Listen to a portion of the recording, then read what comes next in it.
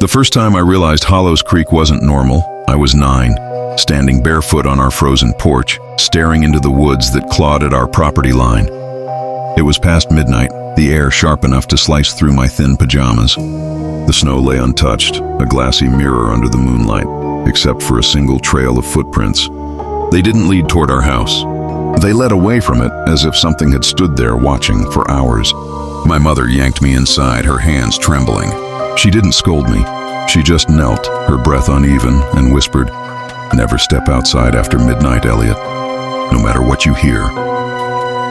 Her eyes flicked to the woods, and I saw something in them I didn't understand then. Fear, yes, but also recognition. Hollows Creek was a town that didn't make maps. Population 1,422, nestled deep in Ohio's endless forests, far from any highway. A place where people came to vanish or to forget. We had rules here, not the kind kids made up to scare each other, but the kind carved into a faded notice nailed to the oak by the gas station. 8 rules inked in black, weathered by time and snow. Lock your doors at sundown. No mirrors after dark. Don't answer the phone past midnight.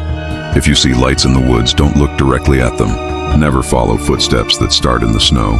Keep salt by every window. If someone knocks 3 times and whispers your name, stay silent. Never ever talk about what lives under the church. My mom worked at the diner off Route 9, her hands always smelling of coffee and grease. My dad, before the sawmill burned down, used to come home with sawdust in his hair and stories he'd only tell after whiskey. The woods weren't quiet that night. He'd mutter, staring at the table like it held answers. Shadows moved where light shouldn't. But it was the phone call that changed everything. I was 14, half asleep when the rotary phone in the hallway screamed at 12:37 a.m. Mom was passed out after a double shift. I shouldn't have answered, but I did. "Hello?" Static hissed, then a voice, low, wet, like it came from somewhere underwater. "Elliot." It stretched my name, savoring it. My skin crawled. I heard breathing, shallow and deliberate, like it was inches from the receiver. "Who is this?" I whispered. "Look outside." The line died.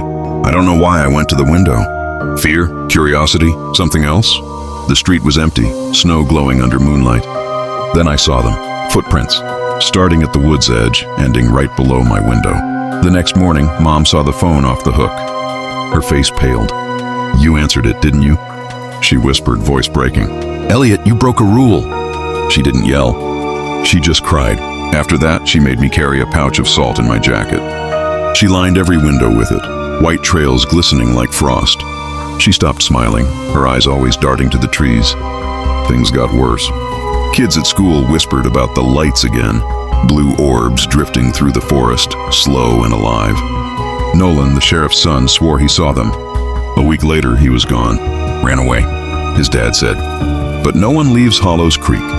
The church bells started ringing at wrong hours, 3:12 a.m., 4:47 a.m., always uneven, always untraceable. The old church on the hill had been locked since Reverend Mace's wife vanished. He'd boarded it up, muttering about what's below. No one asked what he meant. I tried asking Mom once about the church, about the rules. She froze, then whispered, "Some questions don't have answers, Elliot. They only have costs. But curiosity is a hungry thing. When I was 16, Wyatt dared me to break another rule. We waited till Mom was asleep, then slipped out past the back fence. The snow crunched under our boots, fog curling thick around us. At 12:09 a.m., the church bells rang, distant, uneven, wrong. Wyatt laughed, nervous. "Just old pipes or something, right?" Then we saw them. 3 blue lights floating between the trees. They pulsed softly like heartbeats. "Don't look directly," I hissed, grabbing his arm. He didn't listen. His eyes locked on them, his body went rigid, and he smiled. A smile that wasn't his. He started walking toward the woods. "Wyatt!" I shouted, but he didn't stop. The fog swallowed him. When I ran after, the lights were gone. The snow was untouched, except for one trail of footprints leading away. Wyatt was never found. His parents left town. The sheriff blamed coyotes. No one believed him. Mom stopped talking after that. She'd sit at the kitchen table, staring at nothing, whispering, "It's starting again." When I asked what, she'd just shake her head, tears falling. Then the bells rang again. February 3rd. The power went out, plunging Hollows Creek into darkness. No moon, no stars, just the crunch of snow under my boots as I followed the bells up the hill, past the frozen pond and the cemetery where the headstones leaned like broken teeth. My flashlight flickered, barely cutting through the fog. The air smelled of rust and rot, sharp wrong. The church loomed ahead, its steeple sagging, the door ajar. Inside it was colder, the air heavy with damp stone and mold. The bells had stopped, but now I heard whispers, hundreds of voices, overlapping, coming from below the floorboards. Behind the altar, under a torn rug, was a hatch. I pried it open, hinges screaming. A wave of heat hit me, foul, like rotting meat. A stone staircase spiraled down into the dark. I should have turned back, but I didn't. The whispers grew louder as I descended, crying, laughing, begging. At the bottom, a tunnel stretched forward, its walls slick and dripping. Red candles flickered at the far end, lighting a chamber. In the center stood something tall, pale, almost human. Its skin glistened like wet clay, its limbs too long, its head turning slowly toward me. Its eyes, black, reflective, locked onto mine. My flashlight trembled in my hand. Elliot.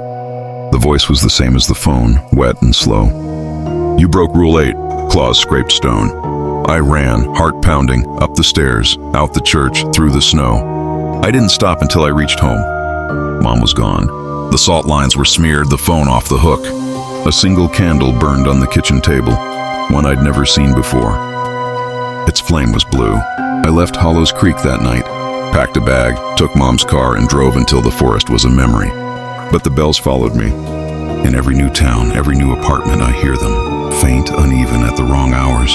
Sometimes I see blue lights in the trees outside my window, pulsing softly. Last night, someone left a note under my door. Scrawled in black ink, it read, "You forgot Rule 9, never run from what you've woken." Outside in the fresh snow was a single trail of footprints leading away from my door.